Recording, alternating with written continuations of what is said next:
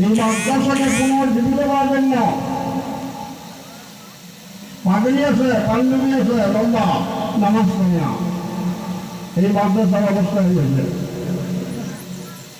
এই মাদ্রাসার অবস্থা হয়েছে। এই জন্য এই মাদ্রাসাকে জিন্দা করো। যে সমস্ত বুজুর্গ এই মাদ্রাসার খুঁটি কেড়ে নিচ্ছে, ওনাদের কি আশা ছিল যে আমরা মারা যাব, এই মাদ্রাসাগুলো চলবে, সব পাবো, আল্লাহ আজাদ থেকে আমরা বাঁচি থাকবো। আমরা পাবলিক 1 টাকা 2 টাকা 100 200 করে ধান দেয় কেন দেয়?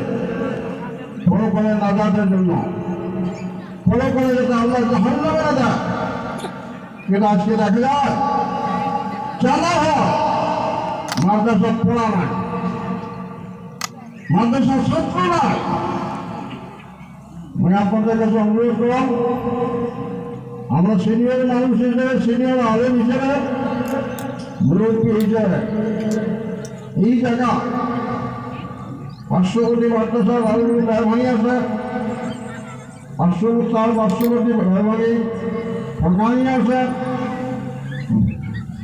মাদ্রাসা পূর্ণ রূপ দেওয়ার জন্য ছাত্র দেন এবং ওস্তাদগুলার কেয়ার করে লক্ষ্য দেন যে ওস্তাদ খালি কালেকশন করবে না, পড়া পারবে, এটা লক্ষ্য দেওয়ার ব্যাপার।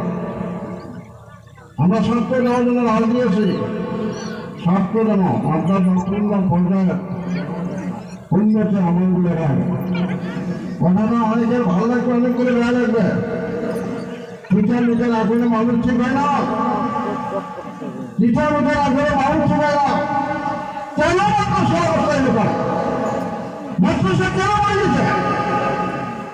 ছেলে মাদ্রাসা কেন আছে? ছেলে নাই।